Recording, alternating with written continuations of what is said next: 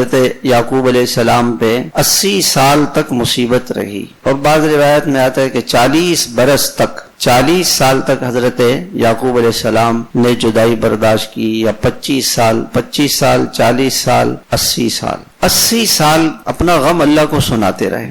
انما اشکو بثی و حزنی الی اللہ، میں اپنا غم اور اپنا دکھڑا میں اللہ کو سناتا ہوں۔ بث اس غم کو کہتے ہیں جو زبان پر آ جائے، اور حزن اس کو کہتے ہیں جو اندر اندر انسان گھٹ رہا ہوتا ہے۔ بعض اوقات کوئی چیز اندر دل میں انسان کو پریشان کر رہی ہوتی ہے، کوئی حالات ایسے ہوتے ہیں، تو وہ غم جو دل میں ہے یا وہ غم جو زبان پر آ جائے، اے اللہ یہ سب میں آپ سے کہتا 40 سال 25 سال 40 سال 80 سال، اور یہ کہا اپنے بچوں سے وَلَا تَيْأَسُوا مِن رَوْحِ اللَّهِ، اللہ کی رحمت سے کبھی مایوس نہیں ہونا، اللہ سے نا امیدی نہیں ہے، اللہ سے بدگمانی نہ کرنا۔ إِنَّهُ لَا يَيْأَسُ مِن رَوْحِ اللَّهِ إِلَّا الْقَوْمُ الْكَافِرُونَ، اور کافر وہ اللہ سے جو ہے وہ اللہ تعالیٰ سے کافر جو ہے وہ مایوس ہو جاتا ہے، مسلمان کبھی نہیں ہوتے۔ اور کہ ابھی بھی جاؤ اور یوسف علیہ السلام کو تلاش کرو،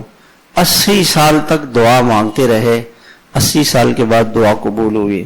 ہم تو 2-3 منٹ کی دعا مانگتے ہیں اور اللہ تعالیٰ کو حکم دیتے ہیں، آپ کیوں نہیں مانتے میری بات؟ ہماری کیا حیثیت ہے؟ وہ مالک ہے، ہم بندے ہیں، حاکم اللہ ہے، فیصلہ اللہ کرتے ہیں، ہمارا کیا ہے؟ ہمارا تو کچھ بھی نہیں۔